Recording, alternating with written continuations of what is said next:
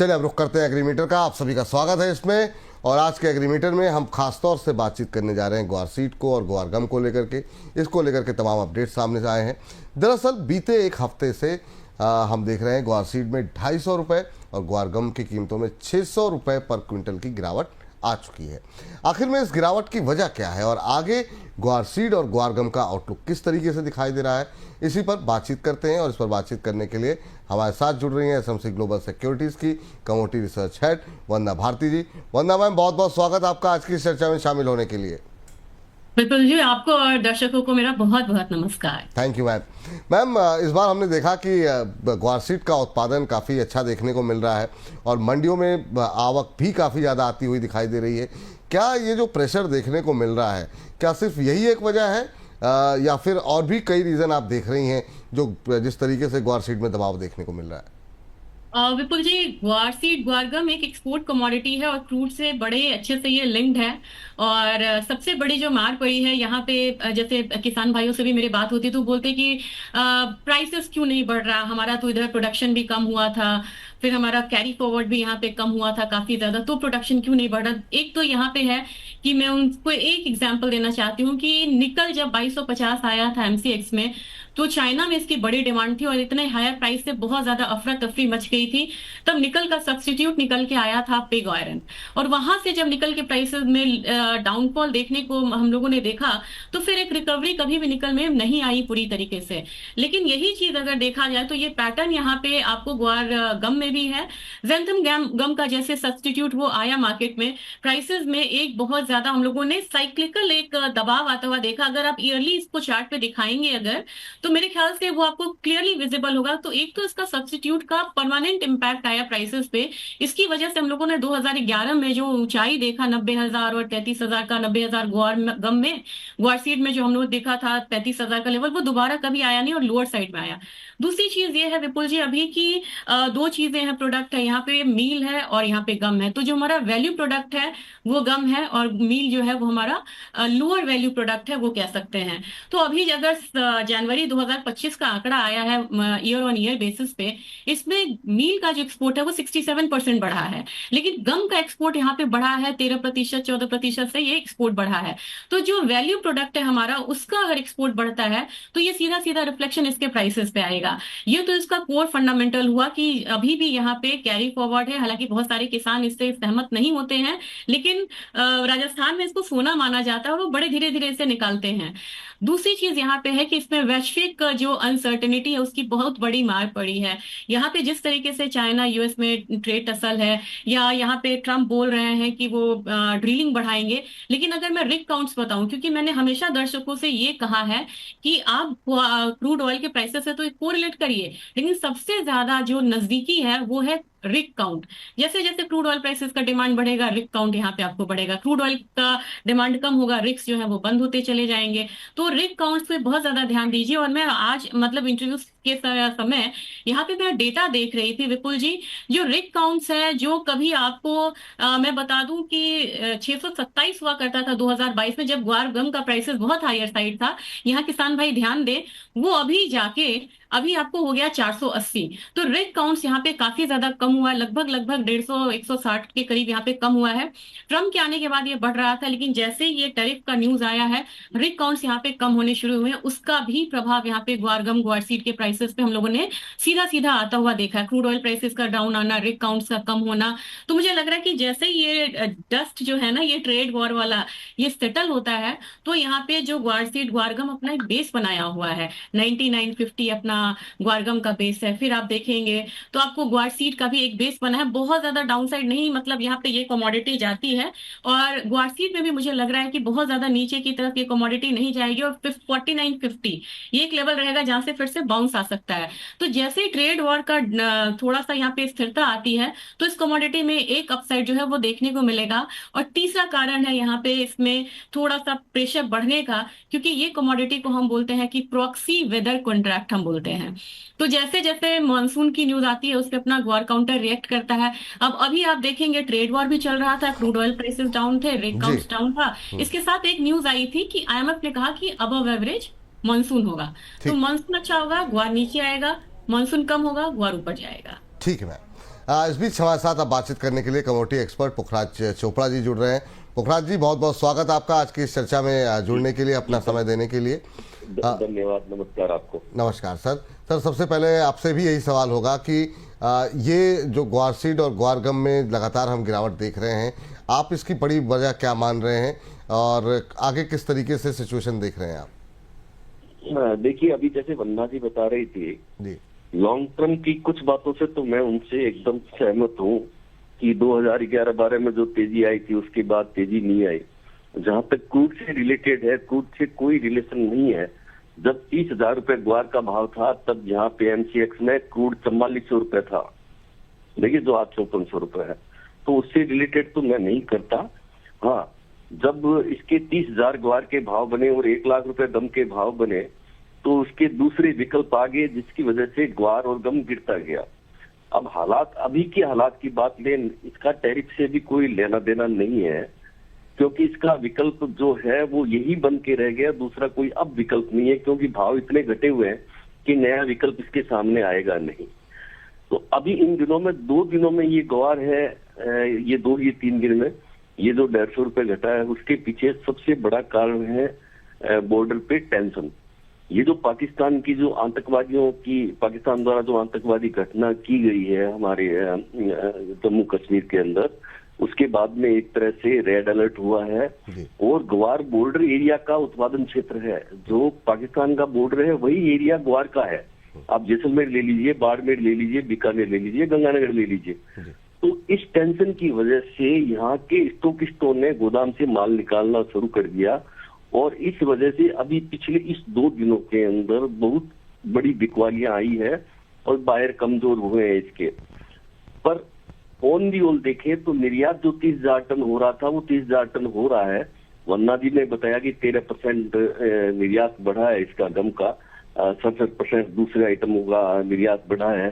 पर निर्यात बढ़ने के बावजूद जो अभी सप्लाई जो बढ़ी है मंडियों की, जो स्टॉकिस्ट बढ़े हैं बिकवाली के अंदर, और जो माल आ रहा है वो सिर्फ और ये जो पाकिस्तान के साथ टेंशन है उसकी वजह से। अगर ये टेंशन बढ़ता है तो दूसरे जो बॉर्डर एरिया के क्षेत्र में जो स्टॉक रहते हैं, जैसे मान लीजिए सरसों है, चना है, ग्वार है, ये सब बॉर्डर एरिया के आइटम है, तो ये आइटम वहां से बाहर निकलेंगे और दूसरी जगह जाएंगे, यानी इसकी बिकवाली आएगी।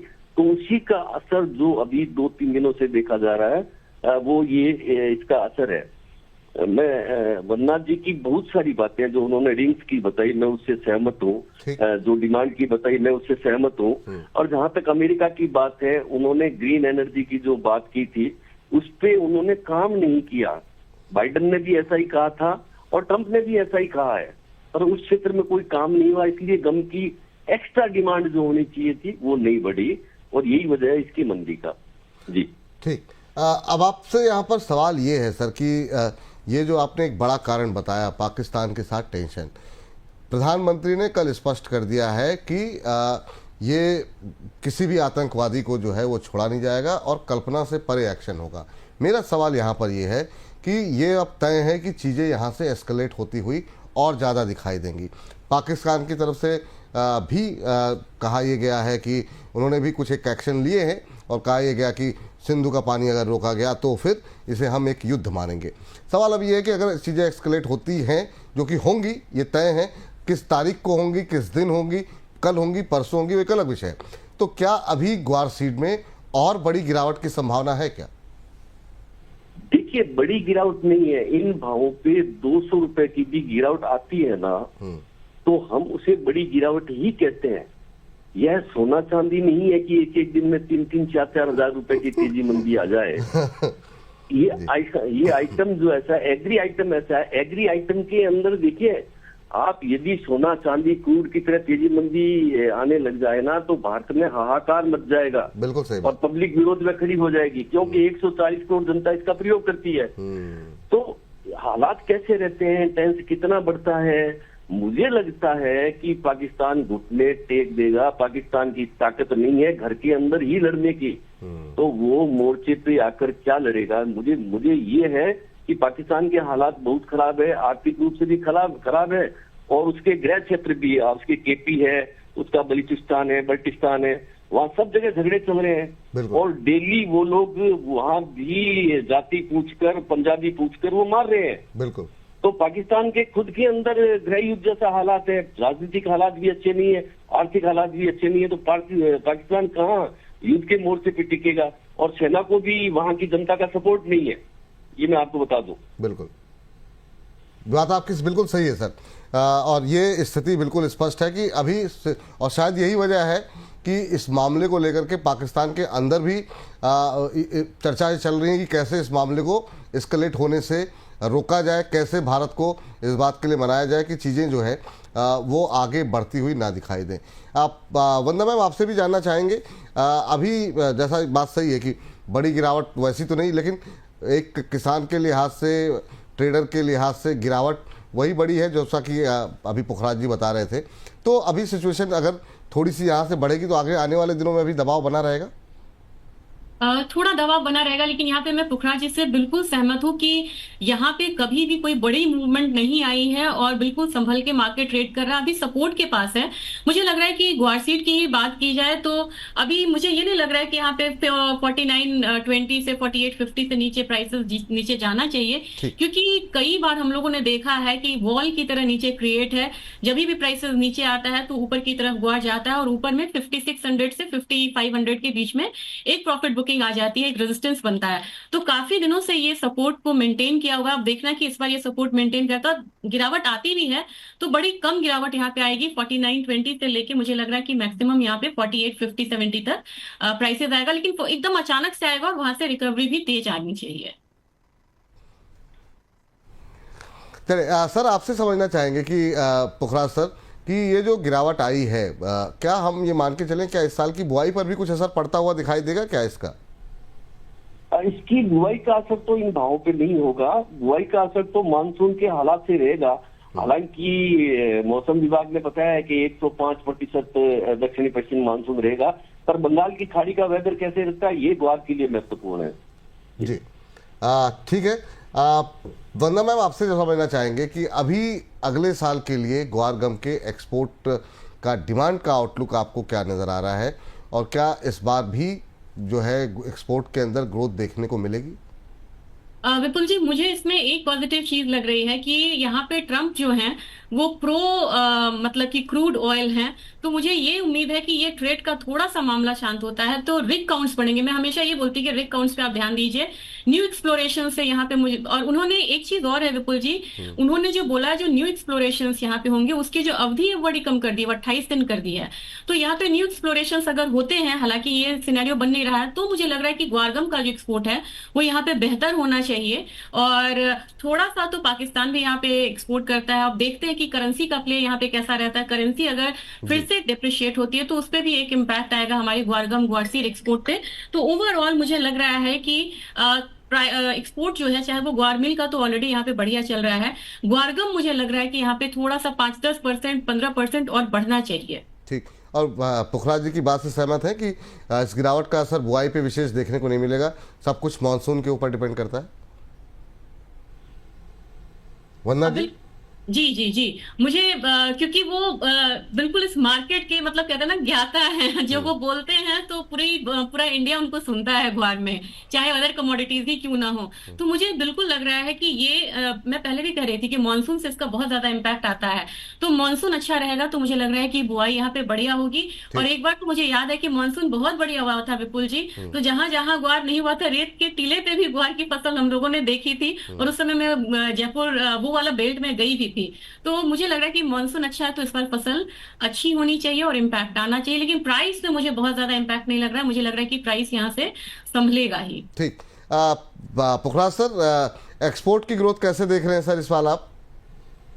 नहीं, ये अच्छी ही रहेगी, एक्सपोर्ट की ग्रोथ में कमी नहीं आएगी। फूड सेक्टर में लगातार इसका चलन है वो बढ़ रहा है, और अभी जो गम को संभाल रखा है वो फूड सेक्टर में संभाल रखा है।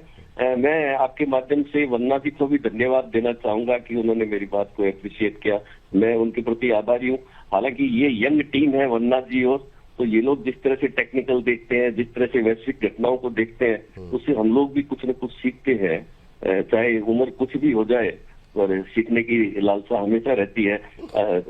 आपने जो सवाल पूछा एक्सपोर्ट के बारे में, एक्सपोर्ट में कोई कमी नहीं आएगी। जी। ऑयल सेक्टर में जहाँ कमी आई है तो फूड सेक्टर के अंदर इसकी डिमांड बढ़ गई है। तो निश्चित रूप से डिमांड में इसके बहुत बड़ी कमी आने का कोई कारण नहीं है और कोई ऐसी गुंजाइश भी नहीं लगती है। ठीक सर, और ये आपका बड़प्पन है पुखराज सर, कि मतलब आप कह रहे हैं कि अभी भी आप सीख रहे हैं, तो यही व्यक्ति को थोड़ा बड़ा बनाता है। Thank you sir. लेकिन आपसे एक सवाल और हम अभी जानना चाहेंगे, और सवाल ये कि सर अभी आपने मानसून का जिक्र किया और ग्वार सीड की प्राइसेस जो है वो काफ़ी हद तक काफ़ी सेंसिटिव मानी जाती हैं मौसम के लिहाज से।